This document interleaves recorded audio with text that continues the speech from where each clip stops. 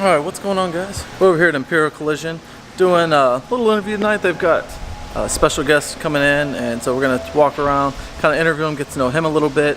Also got the film crew here doing a little bit of behind the scenes shots. So, say what's up, guys. What's up? Alright. So, as you can see, couldn't ask for a better setting. Got exotics kind of all around us. 458 Destroyer back here. All kinds of fun stuff. So, check it out, stay tuned. We'll be back in a little bit.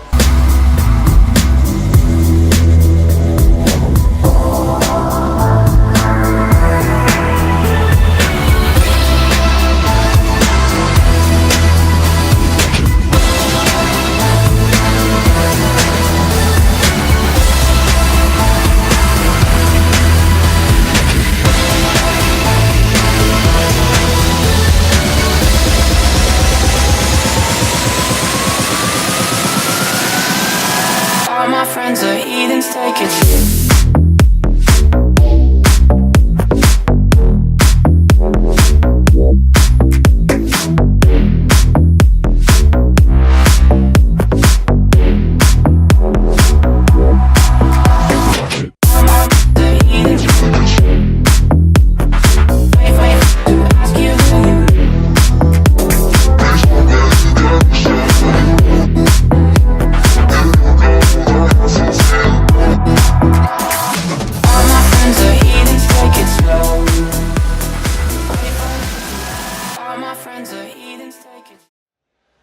Alright, what's going on, everybody? It's Exotic Access, Aaron here.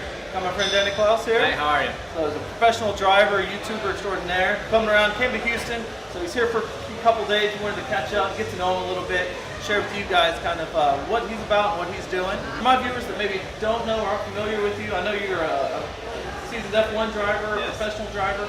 So just tell us a little bit about who you are and how you kind of came up in the F1 ranks. Well, I mean, it's been a while. You know, I started when I was really young. I started with 6 years old, and well, it was coincidence at the end. You know, no one from my family had anything to do with racing. It was I don't know. I just stepped there, found myself in a go-kart, and I really like it. You know, I like it.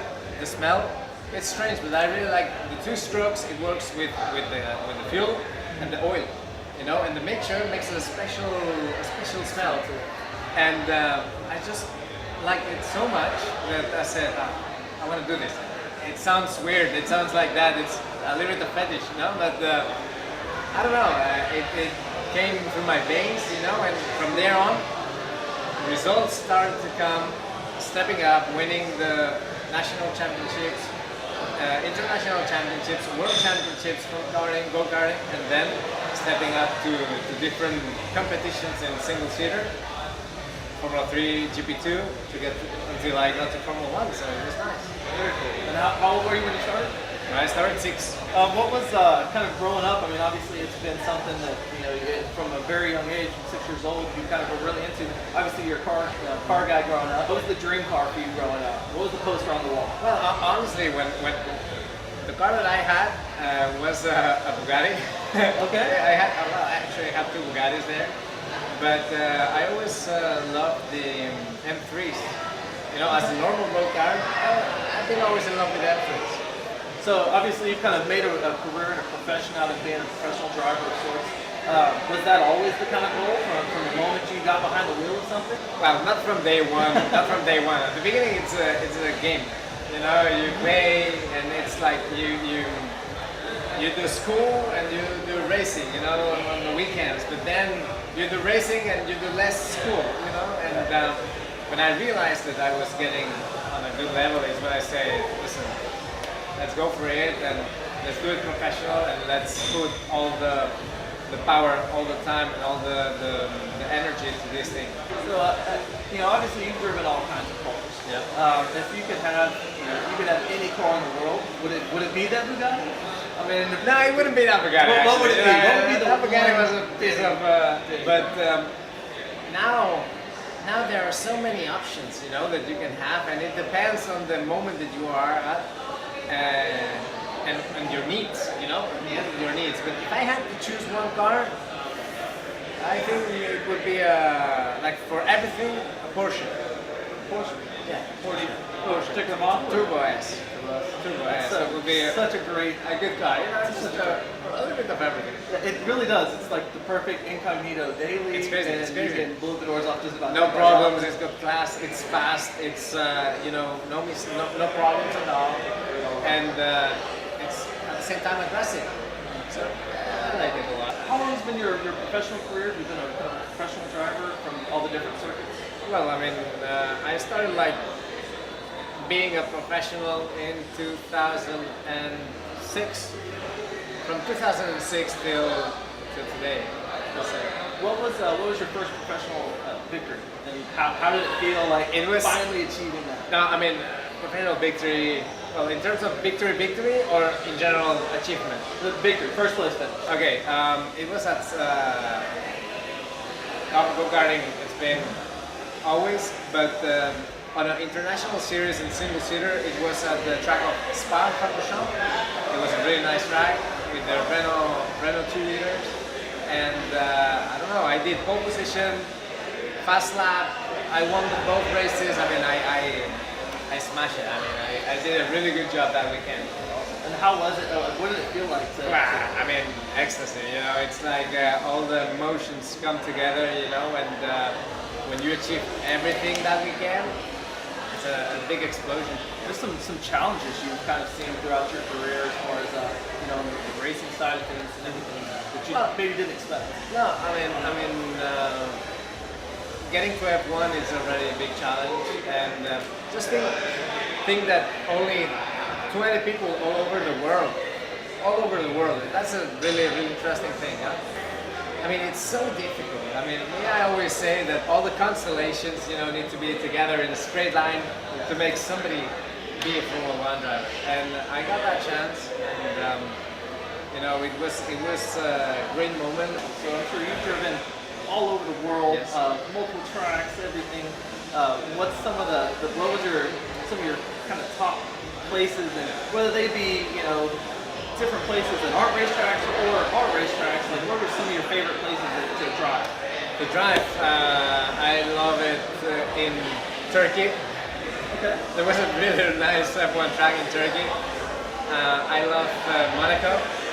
Monaco is a really special track. I did pole position there in GP2, and on wet conditions it was like really tricky. And also, what else? Barcelona, nice track in Barcelona. It's just Kind of a home amazing. track for you. My home track. Yeah. Okay, one of the things that I saw is you actually you had a good experience at Imola. Is that right? So tell me a little bit about that because you won there, correct? What, Le Mans? Imola. Imola. Yeah. Imola. Yeah. Imola is a great track. I mean, many things happened in the past. Lots of history. and it's got a lot of history. And winning there was amazing. It's an old school track. I really love the old school tracks where there's blind corners, really high speed with no run-off areas. It's more dangerous, obviously, but it's exciting. I don't know. I mean, the risk is really exciting. It is. I've actually, ironically, that's the one track in Europe I've actually got to drive on. Yeah. I got to go over to test drive the Performante, Yeah. and that was the track that they had set up crazy. for that. So it was incredible getting to drive that car I can around on imagine. that track, and it was I felt like I pushed. I'm not a professional by any means, but felt like I pushed the car, and then we got in the car with professionals and realized that we were doing about 50%. So it was incredible. Are there any places, tracks or places like that I know obviously driving is a big part, but did you have had a chance to drive yet, or that you would love to drive, so inspire you to drive at? Any track?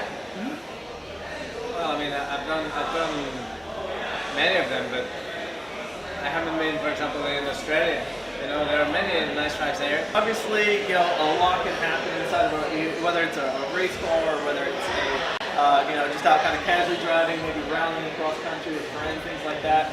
Has there ever been any kind of funny or embarrassing type situation that's ever happened? Like while you've kind of been out, well, that kind of sticks out to you. Yeah. I had a funny moment. It was, because I came from a really bad year of racing, in 2005. And the first race that I did internationally, I finished P2. I finished second, I came from a really bad time, you know, and a year that things weren't together, and it was really bad. And you know, I finished second. You know, I went to the motorhome. I started changing myself.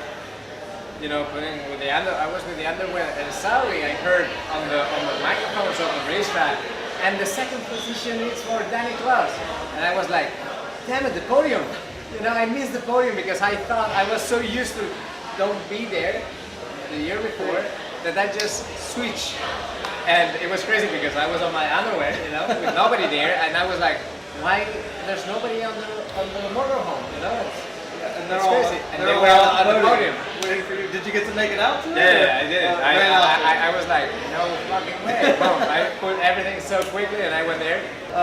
So now you've kind of hung up the helmet a little bit to a certain degree, and I know you, like you said, you kind of mentioned you're doing some more things, whether it be you know, traveling, different events, big engagements on YouTube.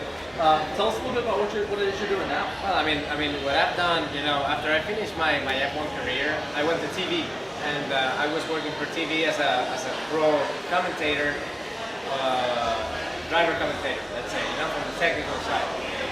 And I did 2 years, and I was traveling all over the world. It was a nice job, actually, but I didn't feel I was myself. So I said, where can I be myself, you know, doing things that I love? And I say, this platform, this YouTube, what is YouTube, you know? 2 years ago, imagine, you know, for you guys here in the States, it's like quite old already.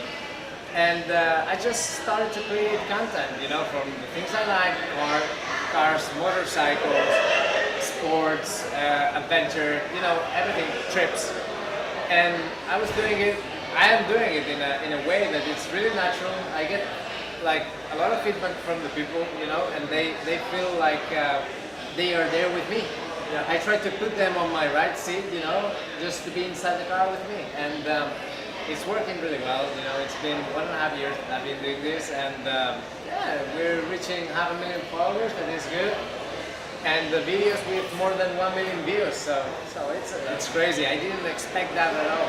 It was a big success. Yeah, it's good, great. What are some personal habits that maybe you've kind of just ingrained with you know, coming up through racing and all the discipline you have to have? But what are some of the success habits and things that you contribute to that success to?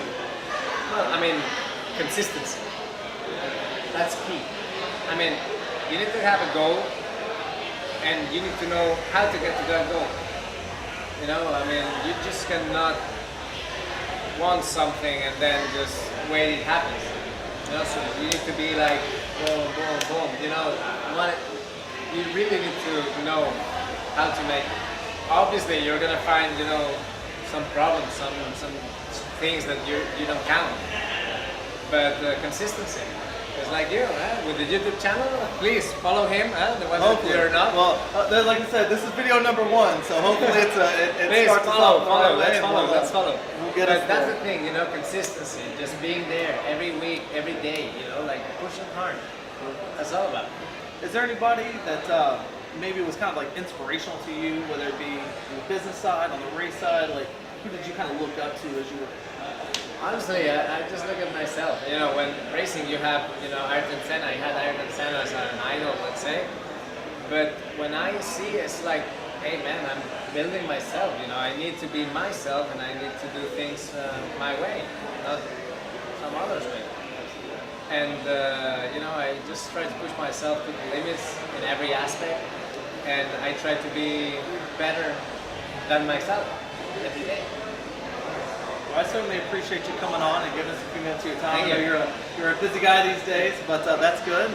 I hope we're going to have a lot of fun here this weekend here in Houston. So we'll see you on Sunday as well. We'll get some maybe some in-drive, in-car footage. Yes, we will.